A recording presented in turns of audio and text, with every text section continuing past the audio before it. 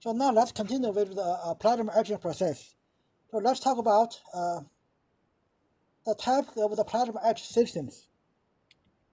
So first one is called a barrel etcher. So in this case, normally we know that when we do the etching, so we put the wafer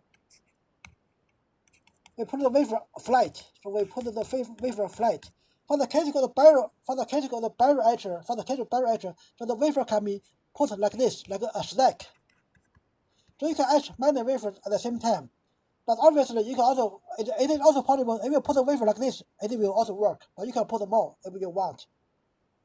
So for this barrel etcher, it's pure chemical etching only. So it is isotopic and selective, like a pure wet etch. And we have the plasma shield to keep ion bombardment from the wafers. But there is very little damage, because this is the plasma shield. So the plasma shield is a metal mesh. It's a metal mesh. It's grounded. It is a grounded metal mesh. So this will prevent the ions from bombard the wafer. So has poor uniformity from edge to the center. So obviously, the edge will etch faster than the center. It is used for the non-critical steps such as the photoresist removal by the oxygen plasma. So it is called etcher. This is actually very popular. So most university clean room, so they have this etcher. At the University of Waterloo, so we also have this etcher. So it is used to remove resist residue. Remove resist residue. So typically, it can etch up to 100 nanometer per minute. So the frequency. So normally we know the RE. We know for the RE we use 13.56 megahertz. But the etcher we have here we use 40 kilohertz. This is the RF frequency. So next one is the parallel plate etcher. This is also called a regular RE. But this is a low density plasma. But this is the most popular, most important form of the dry etching. But nowadays, as ICP, we will see ICP later. So ICP has become more and more popular. For this one, we have smaller wafer electrode. So this is just opposite to the sponsor deposition. For the smaller deposition, the target is small, so the wafer is grounded. So that's why you have very high voltage drop on the target. But for the etching, it is opposite. So for the etching,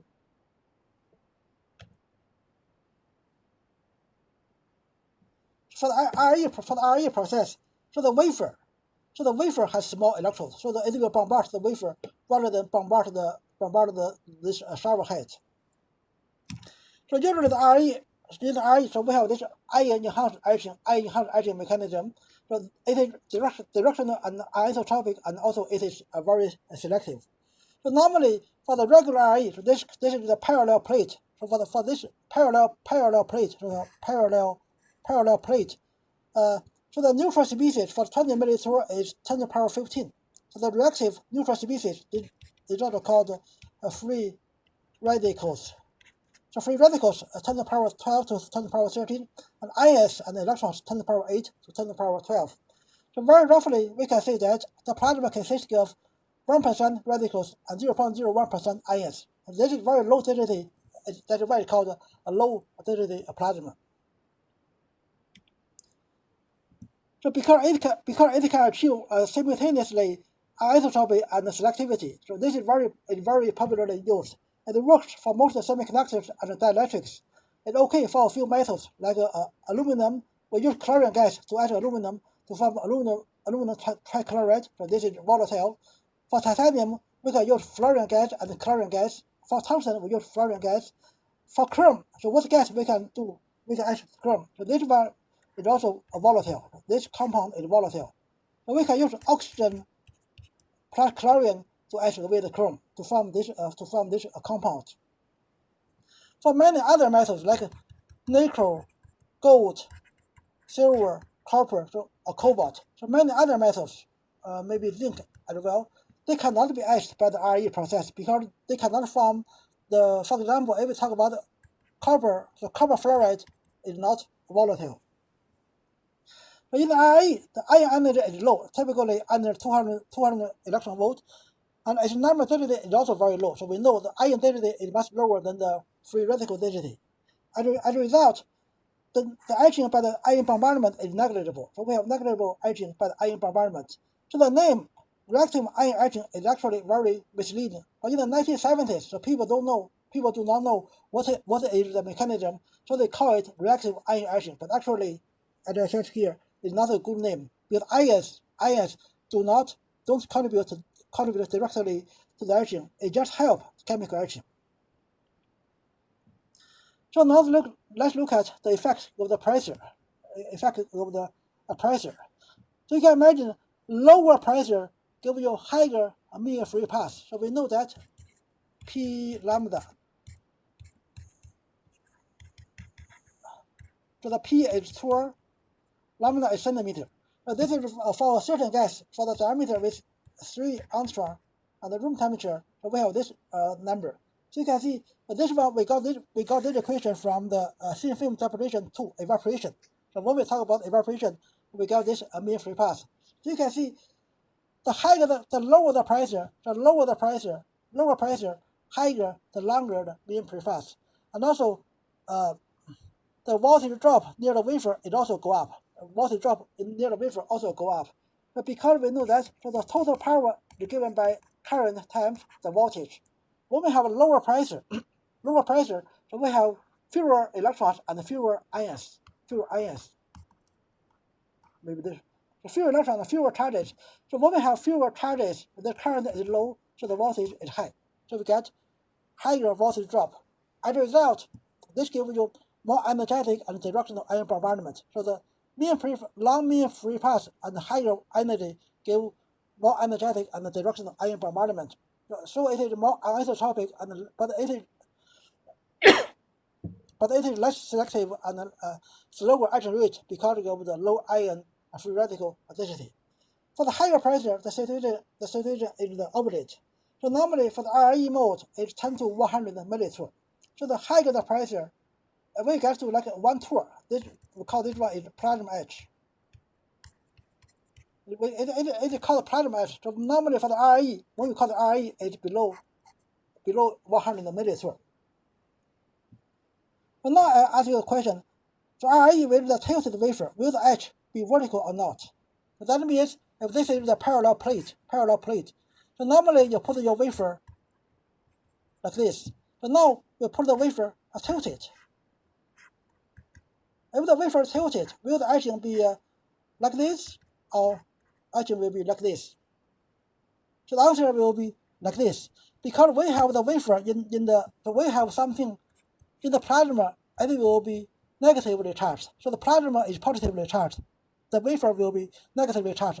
As a result, the electrical field, because of the negative charge, will go this way. So the ions, they come here, near the surface, it goes this way. So you still get pretty much a perpendicular etching.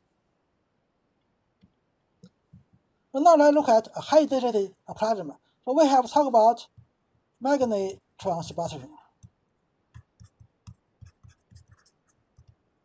For the magnetron sputtering, we have magnetic field to help the sputtering. Here, high density plasma, a similar idea, but we have magnetic field. For the high density plasma, the ion flux, the ion numbers, and ion bombardment energy can be independently controlled. For the regular RE, we know that when we have higher power, when we have higher power, we get more ion flux and also more energy. So they are tightly coupled. So the ion number and ion bombardment energy, they are tightly coupled. So when we have this high density plasma, this gives you higher etching rate. And because ionization is much more efficient, so we can have lower pressure operation. So this gives you less collision, more directional, and more anisotropic. So this gives you better profile control. So because ion energy can be independently controlled, it can be kept low if desirable. When we have low ion energy, so this will reduce the damage, and also when we have low physical bombardment, we also get higher selectivity.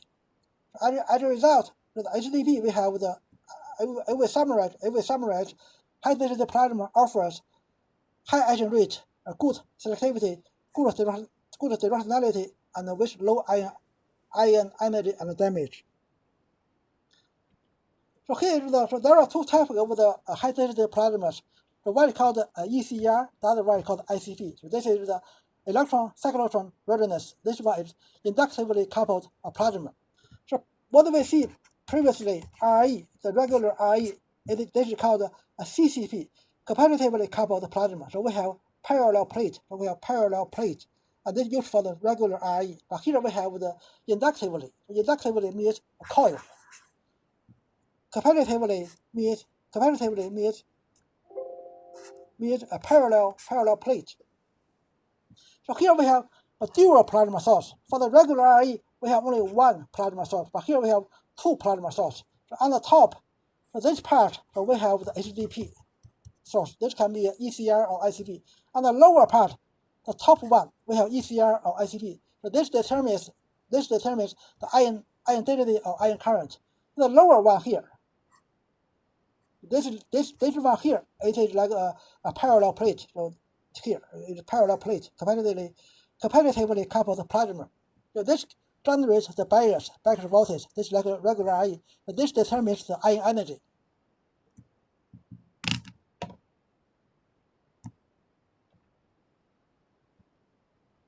That you see here. So this barriers here, this one determines the ion energy.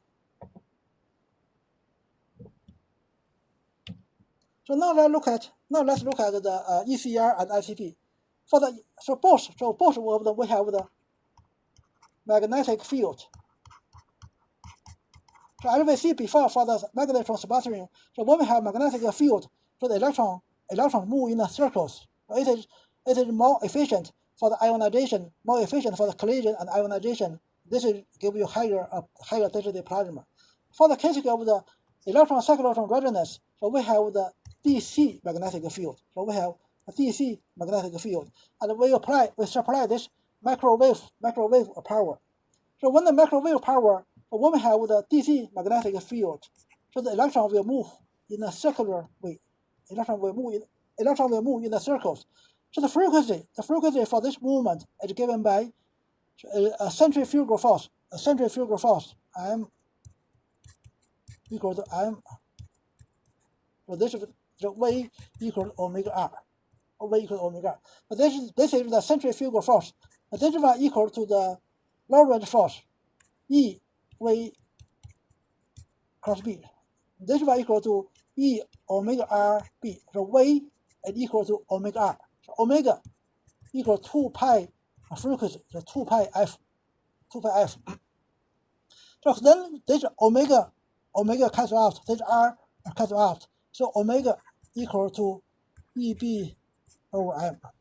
So that means when this frequency here equal to EB QB over M, so this is EB over M, QB over M. So we have the readiness. So when we have the readiness, electron will gain energy from the microwave. So this is how the ECR works. For the ICP, so we have this coil. So we have this coil here. We have this coil, and also we have this lower power here. This is the RF baggage power. So here determines the ion and the free radical density. And here determines the ion energy. So here we also have this baggage. We also have this baggage supply. So this determines the ion energy. So this is the ICP. So for the ICP, so we have this coil. So the magnetic field is given by EI omega t. So something like this. And we know about the Maxwell equation. So when the magnetic field changes with the time, it generates electrical field. This is the electrical field. As you can see, this is called an induced electrical field. So this induced electrical field will accelerate electrons. So electron will gain energy from this induced electrical field. That's why it is very efficient to generate high density plasmas. For the ECR, electron cyclotron readiness, so here we have the microwave power, and also we have DC magnetic field. So as we see here, this is the microwave power, and we have the DC magnetic field. But this microwave has circular polarization. A circular polarization means the light, so this is the electromagnetic field. So the E component of the electromagnetic field, X equal to E Y equal to sine. This should be the E stream. This is sine omega t. This is cosine omega t. This is sine omega t. This is the circular polarization.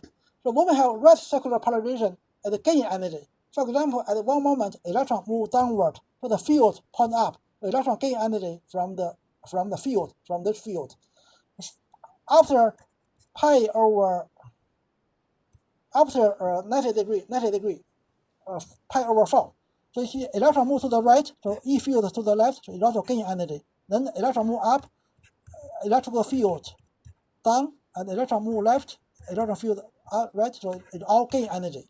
But when we have left circular polarization, so here gain energy, but then electron move to the right, the electrical field is also to the right, then it lost energy, so this is bad.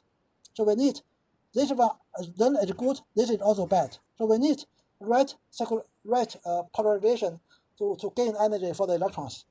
Maybe you say the other way, we need electrons to have the right movement orientation. Here is the schematic of the ECR etcher. So we have the microwave source 2.45 gigahertz. So this is the same. This frequency is the same as the microwave oven. But this is also the communication frequency for the cell phone several years ago, several generations ago. So we have the waveguide and we have the magnet. We have two magnets in this case. And here we have this. This is the barriers RF power. So for the barriers we use RF power, we do not use DC power for the barriers. So we use RF power for the barriers, as we have seen before. So we put the wafer here. So this is the ECR. And now let's look at ICP, inactively coupled plasma. So here we have this coil. This one is normally copper. It's copper coil. It is actually hollow. So why it is hollow? Because we pass water through the copper coil to cool it down. The water cools down the copper coil. So then we have the barriers generator here. So we put the wafer here. So this is so on the top part, as we said, this is the inactive coil. So on the top part, this gives you the HDP, high density plasma. It determines the number of the ions, number of the free radicals. On the lower part, this power here gives you the energy, how many electron volts energy. So now I ask you one question. So if this is the table, if the wafer table gets lowered, will there be more physical etching or less physical etching? If the table is lowered, you lower it. So the physical etching will be less. So the physical bombardment will be less because the ion will be fewer. So when the table is farther away from this high density plasma, the ion number will be fewer. But this is because of the property of the ion and the free radicals. So as we have learned before,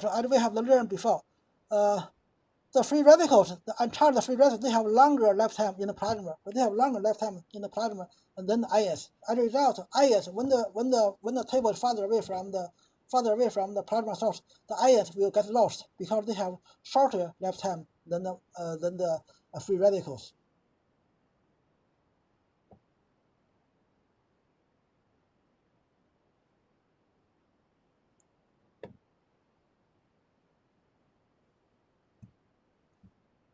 So the next one is called magnetically enhanced reactive ion beam etcher. So in this case, so we add magnetic field. So we have this electromagnet. We have 4 electromagnets. So the principle is the same. So the electrons will move in the circles, which give you higher efficiency for the ionization and the plasma generation.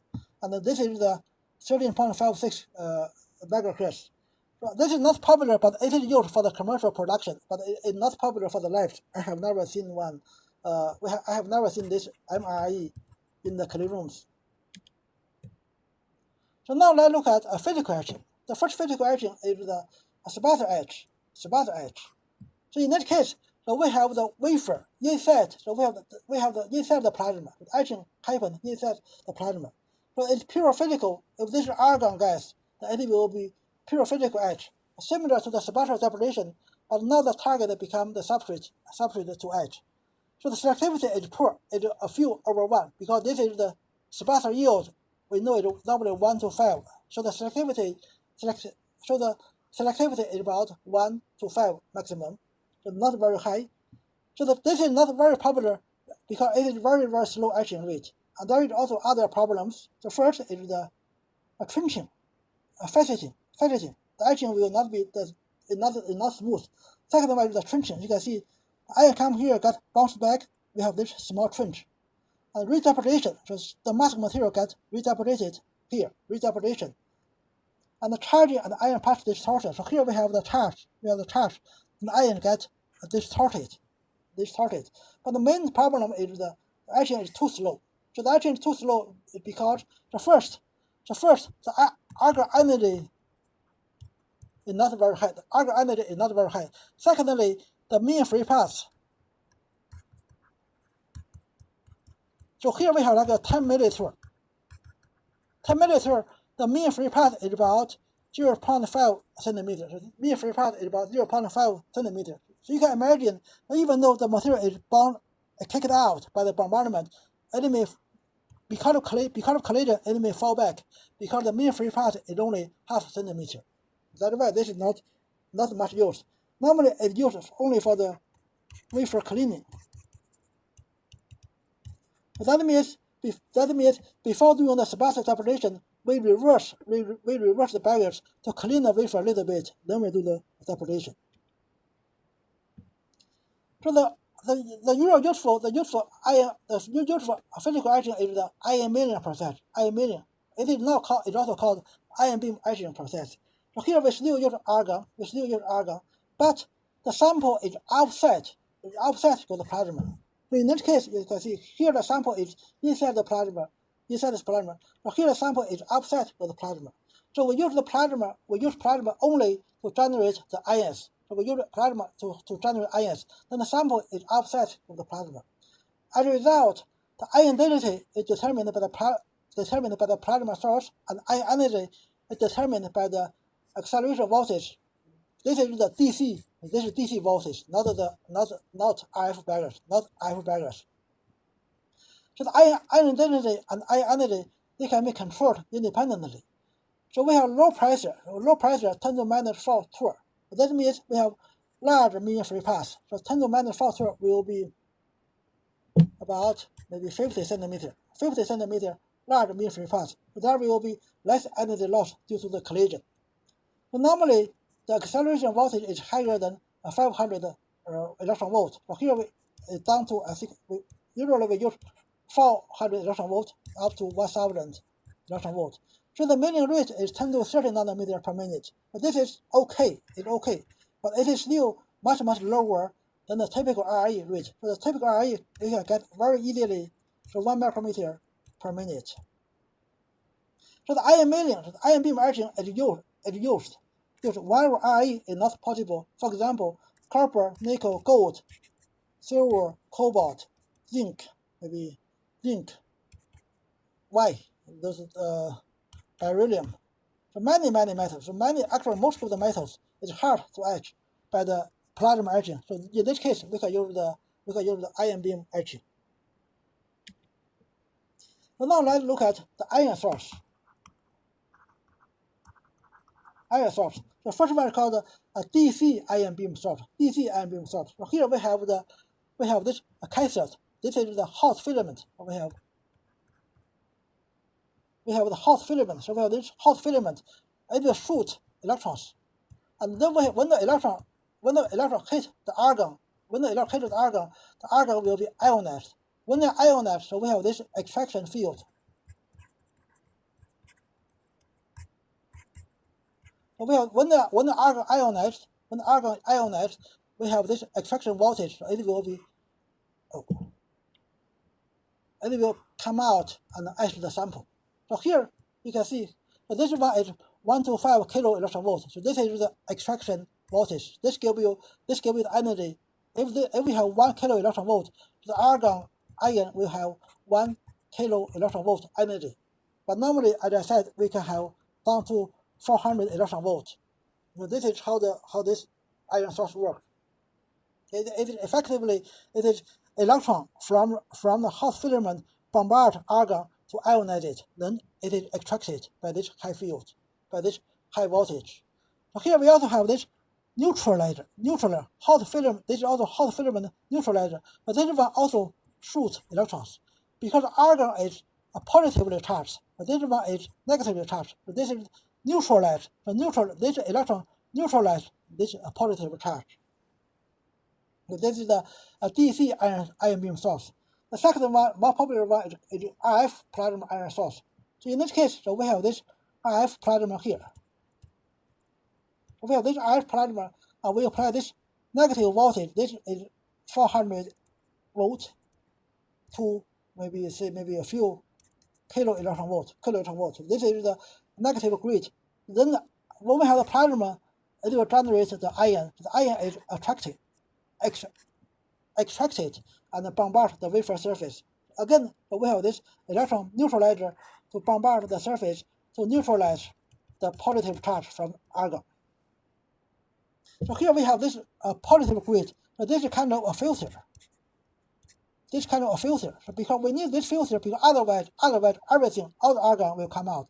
But this one, we filter only the argon with a certain energy. They can come out. Not all the argon can come out from here.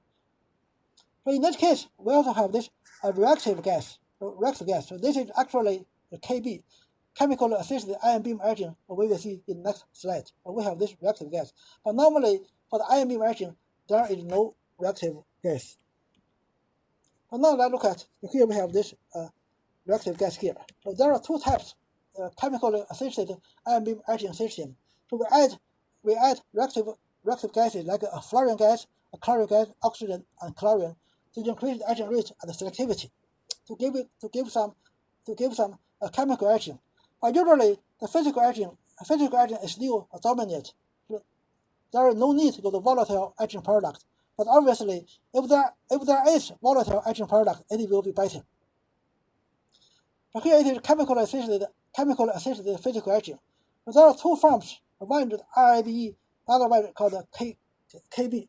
The first one is called reactive ion beam etching. So in this case, so we add this, for example, CL4. So we add the CL4 into the plasma.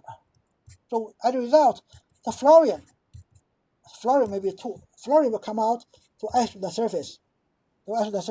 So here, the same ions has both physical, so we have very high energy, a few hundred electron volts up to kilo electron volt, has both high energy physical bombardment, and also it is chemical, because we have this fluorine chemical etching process.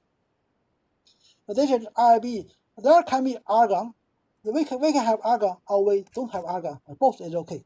We can have pure CL4, or we can have pure CL4, or we can add some argon into it. Both will work. The second one is called chemical assisted ion beam etching. So in this case, so we have here is argon, nothing else, it's just argon.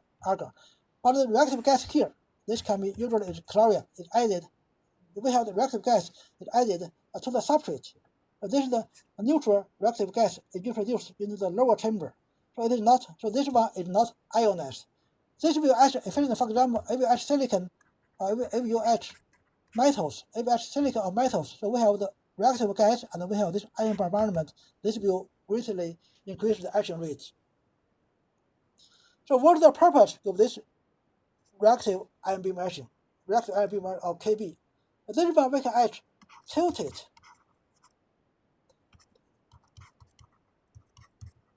We can etch tilted structure, as we have seen before.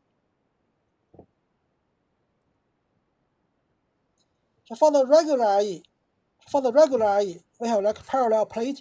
For the normal IE, even though you put a sample tilted, So the ion come down, then it still goes perpendicular to the surface. So this one is negatively charged. So the electrical field is always like this. So so even though the wafer is tilted, the etching is still pretty much perpendicular. But for the case of reactive ion beam etching, if the wafer is tilted like this, then the ion still come this way because there is no plasma here.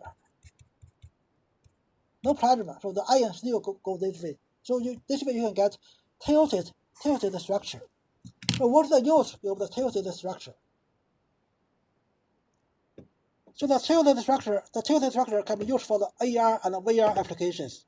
As you can see, those are the AR VR lenses. So what do you do? What do you need is light guiding. So the light come from here, then go through the grating and go here and then go to the eye. So this is for the guiding of the light. So now let's look at how this tilted structure can get the light. We can look at this paper for the guiding of the light. As you can see here, so the light come in and it go to the left and go to the right. But this is the normal gradient. Light come here and go to the right, left, and to the right. But when the gradient is tilted, they will go for this tilt direction. It go mostly to the left, very little to the right. For this tilting, for the right side, for this tilting, it mostly go to the right and very little come to the left. But this is how the light guiding. So basically, we want to bend the light from here, bend to the right, and this branch, for the left branch, it bent to the right, bent to the left, because the gradient here is tilted. So here the image for the tilted gradient. So why we need, if we do the ion milling, if we do the pure ion,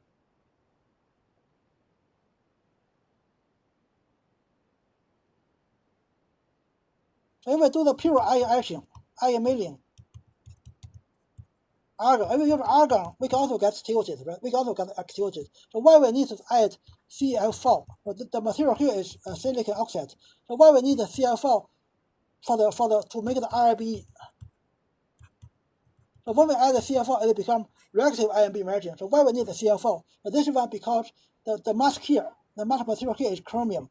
So we want high selectivity.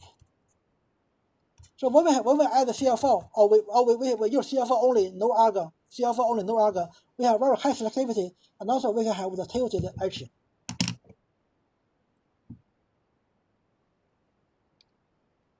So this slide is a kind of a summary slide. So you can see, so here we have the physical etching, and here we have the chemical etching. You can imagine, for the physical etching, ion milling is very low. This is the pressure. The physical etching, very low pressure. The high density plasma etching, we can have low pressure like 1 millitorr. For the reactive ion etching, normally we need several millitorr minimum. For the plasma etching, it's several hundred millitorr. For the wet etching, it's atmosphere. So this is one chemical etching. There's more and more chemical, physical, chemical. So higher the pressure, chemical, lower the pressure, physical. So this is the energy, how much bombardment energy. Higher energy, more physical and more directional. Higher energy, low selectivity. And the higher energy and lower the pressure, you have higher anisotropy. Okay, thank you.